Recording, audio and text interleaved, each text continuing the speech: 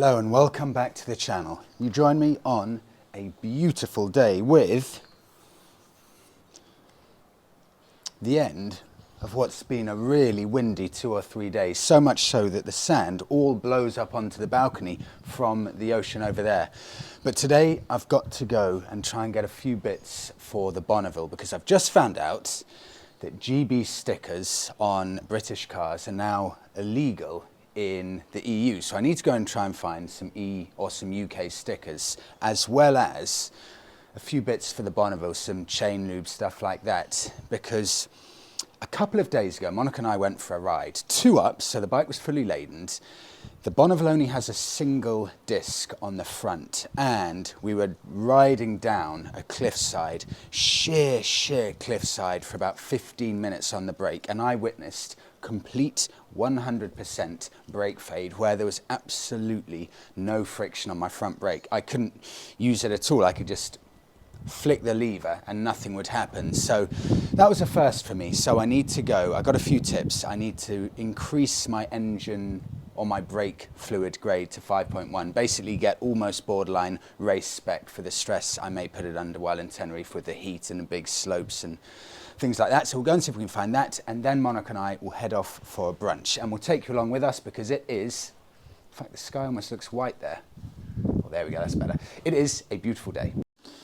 So this is our setup. Brilliant underground secure parking, but because we've got the trailer as well, we've tried every different kind of balancing act. So we put the trailer behind there, bike in front of it, and then car outside, and then bike outside. But then I put the bike outside, and some people did say, even in Tenerife, you do still get some bike theft. So we brought the bike in.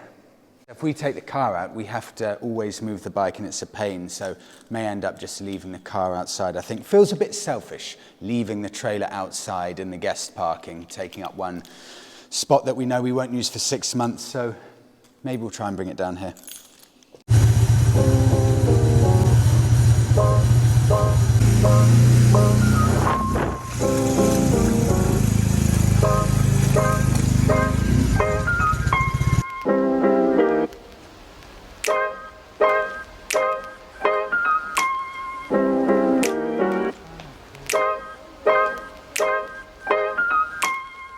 Anyone wants to make paella or paella?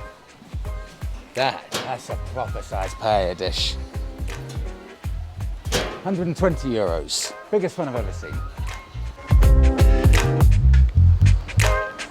Semi-success. So we've got chain lube, 389, and the scissors. No dot brake fluid, so I'll have to find that somewhere else. Although we are in a properly industrial estate with lots of mechanics, so may have a very quick ride around here to see if we can find somewhere. I think the labour's pretty cheap. Maybe find someone that will just do it for me.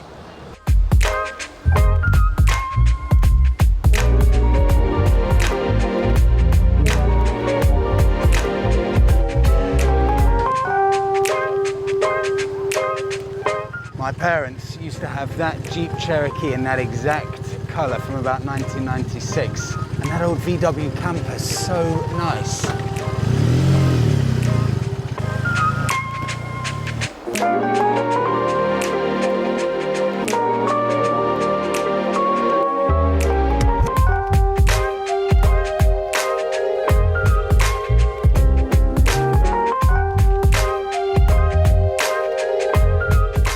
I've just spotted something very unusual and I have no idea what it is.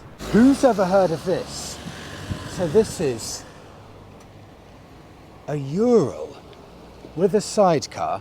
For one, I've never heard of that bike brand in my life, and secondly, to come with a sidecar like that with a spare wheel on the back, Spanish plate, uralmotors.com. And look at the dash on this. Massive dash. Almost looks like it's some kind of performance dash designed for, I don't know, some kind of trials or something. And with that parallel motor sticking out there with those wire wheels. And actually look at this.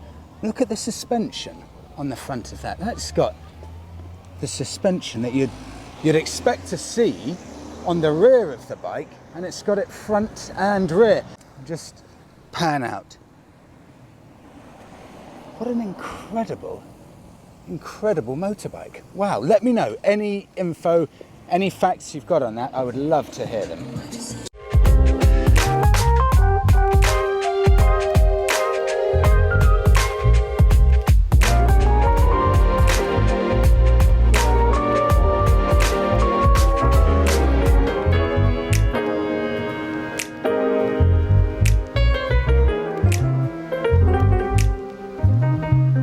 It's brilliant in Tenerife because on most of the car parking bays there's a little unused corner, and they usually put a motorcycle parking bay, so it's brilliant, really convenient, very central and free. For cars as well. And for cars, actually, to be fair, Tenerife are extremely good. It's all free parking, whether it's cars or bikes. These are so popular here, aren't they? These little Vespas, I really badly want to test one of these out, and this would make Monica get into biking. Am I right? Yeah. This would make Monica get into biking. They just look so beautifully simple. And when you're here 10-15 minutes from where we live, just a nice casual ride up here, 20-30 miles an hour. Monica can wear a skirt if she wants. Super popular here, whether it's ladies, guys, everything, just pootling along to work. I don't think there's a better mode of transport just for day-to-day living than this. And actually, it kind of lends itself to it because it's so warm here. The police just wear t-shirts when they're riding. Huge amount of the bikers just wear flip-flops, shorts, t-shirts, and this just lends itself perfectly to it. Should we go and eat?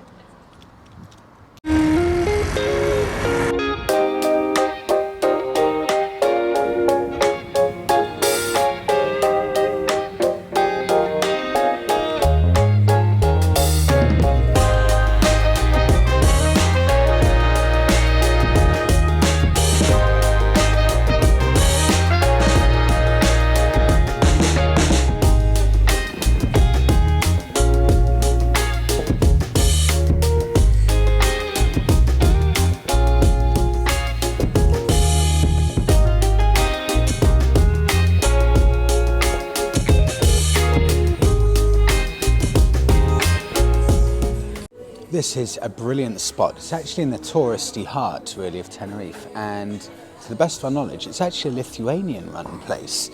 This is homemade Oreo cake, and it looks delicious, and these lattes are so good. I had to do some research on the Ural because I'd never heard of it. And listen to this. So, they still make them, which is interesting because it looks ancient. They still make them. As far as I can tell, it's a US company, and they specialize in making off-road motorcycles and sidecars. So as a complete package, a motorcycle and sidecar as a complete package, off-road biased. They start at $16,000 and they go all the way up to $21,000. And they've got a 750cc engine. They recommend a happy cruising speed between 65 and 75 miles an hour. And they've got a boot. How amazing is that?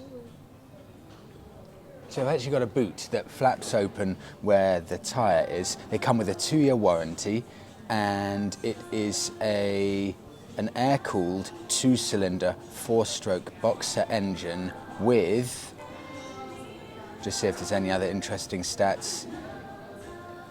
It's basic, but in the coolest possible way. There you go, they still make them. If you want one of those, it's called Ural, they still make them, and I think they're American. I've just seen a Spanish car that I love. It's the Seat Panda. And you may think, hold on, it's the Fiat Panda, but no. Spain and Fiat had a partnership, and Seat basically used the entire Fiat Panda, and all they did is they stuck on a Seat badge onto it. But then during the breakup of the partnership, I think in about 1983, Seat had to rebadge, and they called it the Seat Marbella. And let's go and see which one it is. See, this was only made, if it is a Seat, it was only made from 1980 to 1986. And of course, it is absolutely immaculate. Oh, there you go, it's a Marbella, so that's probably 1983 to 1986, this one. I just love these. I love them. I love them. I love the styling of them. I love the fact they're so simple. And here's a fun fact about these. The windscreen is completely flat. It's not concave or convex, it's completely flat. And the reason they did that is to make it as cheap as possible to replace and maintain. There's too much good stuff. Look at this. I think this is the Vespa PX. I think it's the PX. Let me know. They made this all the way up until even just a couple of years ago, and it's the super retro inspired Vespa. How much do you like that, Monica? I cannot tell you how stunning, how much I love this. Like, I tell you what though, I'm just saying it's a Vespa.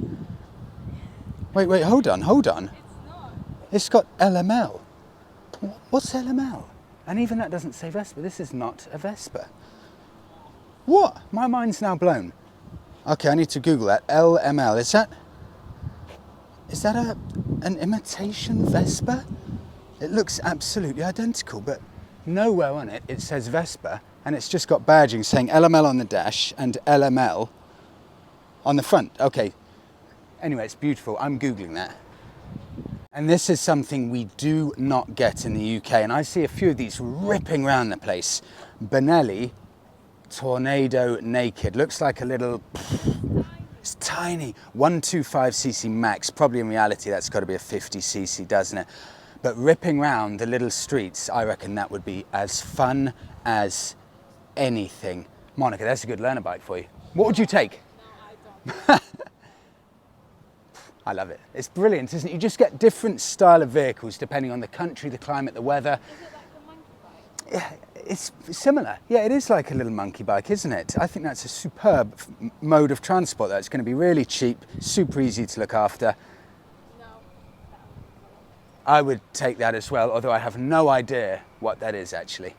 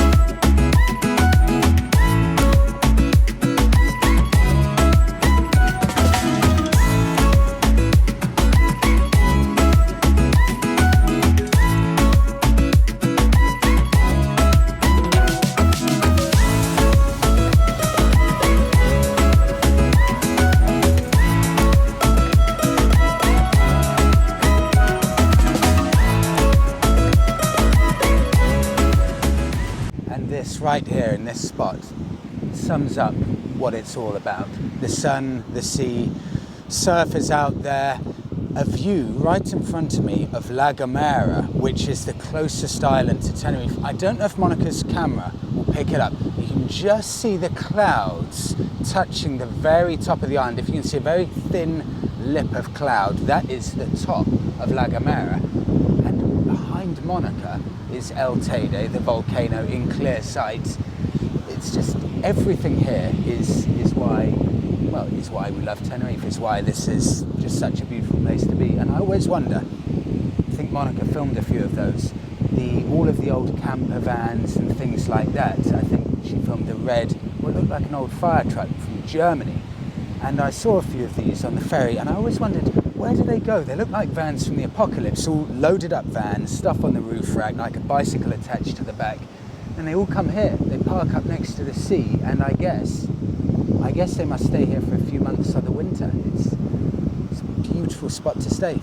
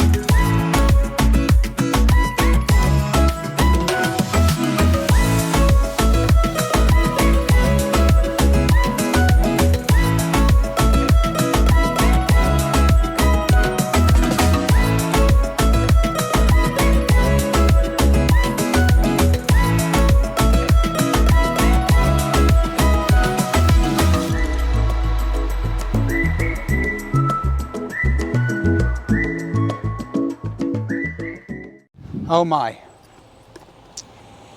Wow. Look at this. What's this? Early 80s Merc?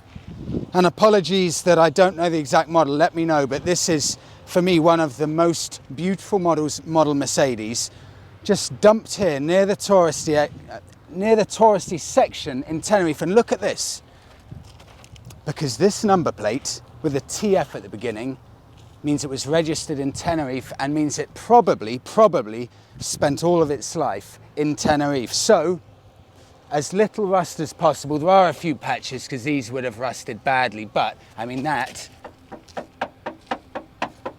is absolutely solid. This needs to be saved. This can't be the end of its life here, dumped in a car park with a whole load of dust on it. I mean, you can see the Mercedes quality. Wood trim dash, it's been smashed up a bit, but still, that can be saved. And it's got 248,000 kilometers on the clock, so that's fine. Just running for a Mercedes like this, but oh dear, that needs to be saved. There's nothing wrong with that apart from the bonnet and a few bits of rust to sort out. Windscreen back on, that can be saved.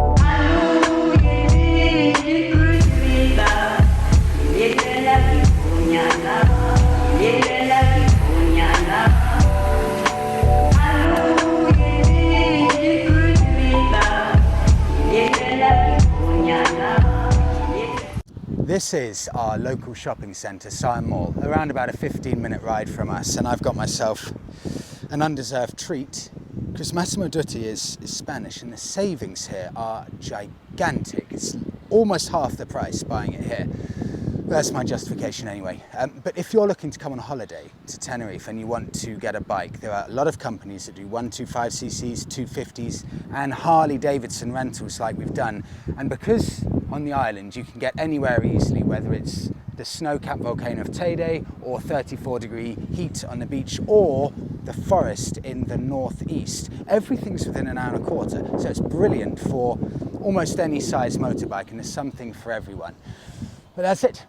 Thank you so much for coming along with us today. We will see you in the next one, and please do give the video a like, subscribe to the channel, and we'll see you soon.